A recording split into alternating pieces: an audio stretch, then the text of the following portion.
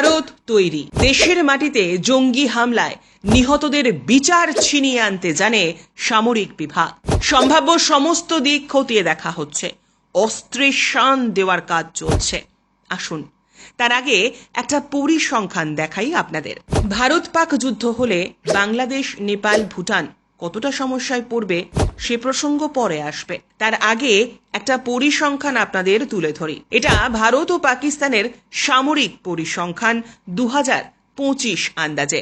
সক্রিয় সেনা সদস্য ভারতের ক্ষেত্রে প্রায় 14.5 লক্ষ, রিজার্ভ ফোর্স প্রায় 11.5 লক্ষ, ট্যাঙ্ক 4201, যুদ্ধ বিমান 513। পাকিস্তানের ক্ষেত্রে সক্রিয় সেনা সদস্য 6.5 lakh, reserve force 5.5 lakh, tank 2627, যুদ্ধ বিমান 328। দুটি পরমাণু শক্তিধর দেশ। পররাষ্ট্রনীতি বিশ্লেষক এবং লেখক মাইকেল কুগেলম্যান মনে করছেন উভয় দেশের মধ্যে পারমাণবিক যুদ্ধের আশঙ্কা এই মুহূর্তে দাঁড়িয়ে খুবই কম। তবে সীমান্ত সংঘর্ষ থেকে এক প্রকার নেতিবাচক পরিস্থিতির সৃষ্টি হতে পারে, যার প্রভাব পড়বে ভারত, পাকিস্তান, বাংলাদেশ, মায়ানমার সহ একাধিক দেশে।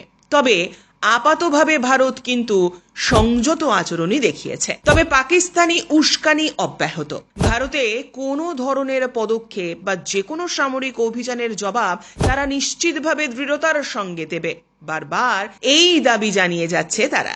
দেশভাগের পর থেকেই কাশ্মীরের অধিকার নিয়ে ভারত পাক সম্পর্ক বিভিন্ন সময় চড়াই উতরাইয়ের মধ্য দিয়ে গিয়েছে। সম্প্রতি পেহেলগাঁওয়ের জঙ্গি হামলার পর আবারও একবার ভারত পাক সম্পর্কের মাঝে যুদ্ধের পরিস্থিতি সৃষ্টি হয়েছে। ইতিমধ্যেই ভারতের 3 বাহিনীকে সবুজ সংকেত দিয়েছেন প্রধানমন্ত্রী মোদী।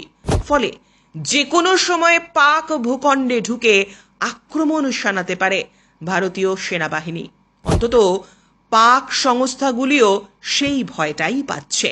সশস্ত্র বাহিনীর 3 প্রধানের সঙ্গে বৈঠকের পর পরিস্থিতি অনুযায়ী উপযুক্ত ব্যবস্থা নেওয়ার জন্য সমস্ত রকমের স্বাধীনতা প্রদান করা হয়েছে ভারতের 3 বাহিনীকে। আপাতত সমস্ত দিকটি পর্যালোচনা করে সিদ্ধান্ত নিতে সময় নিচ্ছে ভারত, এমনটাই মনে করছে কূটনৈতিক মহল। ব্যুরো রিপোর্ট, জনমত বাংলা।